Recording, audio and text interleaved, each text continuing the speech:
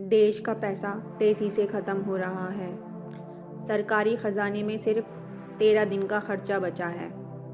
हवा में डर है, लोगों के चेहरों पर चिंता है। कहीं से कोई कर्ज नहीं मिल रहा है। भारत की छवि दुनिया में इतनी कमज़ोर हो चुकी है कि कोई उधार देने को तैयार नहीं है।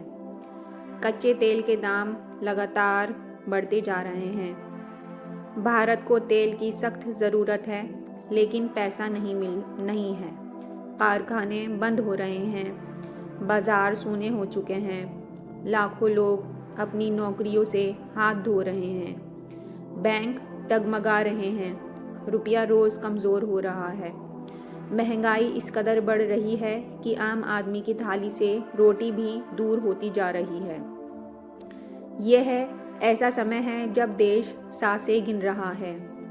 हर दिन सुबह होती है बस एक डर के साथ, आज क्या ख़त्म हो जाएगा, पेट्रोल मिलेगा या नहीं, कल दवाइयाँ दुकानों में होंगी या नहीं, बिजली बचेगी या अंधेरा और गहराएगा।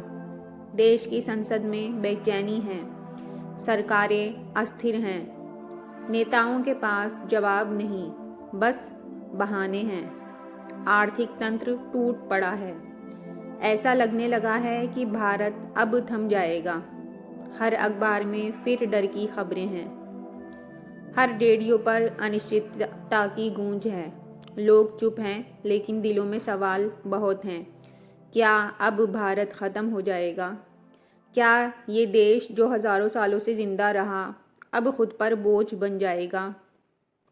दिल बैठ जाता है जब कोई कहता है, हमारे पास बस 13 दिन बचे हैं। ये कोई फिल्म नहीं थी, ये हमारा हिंदुस्तान था, हकीकत की ज़मीन पर खड़ा, अंधेरी की तरफ बढ़ता हुआ।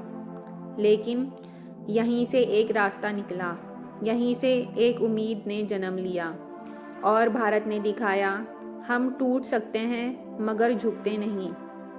साल है 1991। कोई भाषण नहीं, कोई नारे नहीं, बस एक सादगी भरी आवाज़ और एक जोड़ी गंभीर आंखें। डॉक्टर मनमोहन सिंह। उन्होंने सत्ता नहीं मांगी थी, उन्होंने मंच नहीं छीना था। उन्हें जिम्मेदारी दी गई थी क्योंकि हालात अब बहानों से नहीं, समझदारी से सुधरने वाले थे।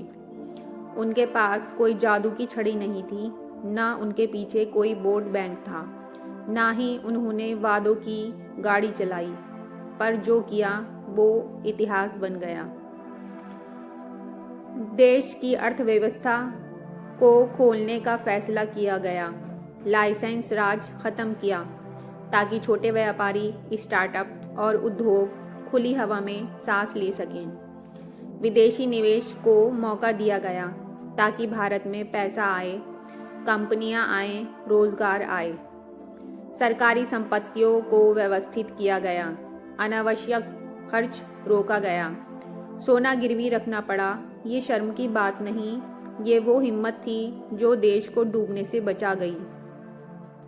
उनकी नीति थी, कम बोलो, ज़्यादा सोचो और देश को आगे ले जाओ। धीरे धीरे ही सही, रुपया संभला, बाजार में जान लौटी, बेरोजगारी घटने लगी और भारत फिर से चल पड़ा। इस बार तेज़ कदमों से। कुछ सालों बाद ये भारत आईटी सुपर पावर बन गया, मोबाइल क्रांति की मिसाल बन गया और दुनिया के नक्शे में उभरती हुई एक शक्ति बन गया। और ये सब तब शुरू हुआ जब देश 13 दिन की दूरी पर था खाली हो जाने के। 1991 की वो रातें आज भी हमें दिखाती हैं कि जब लगता है सब खत्म हो गया, वहीं से शुरुआत होती है एक नए भारत की।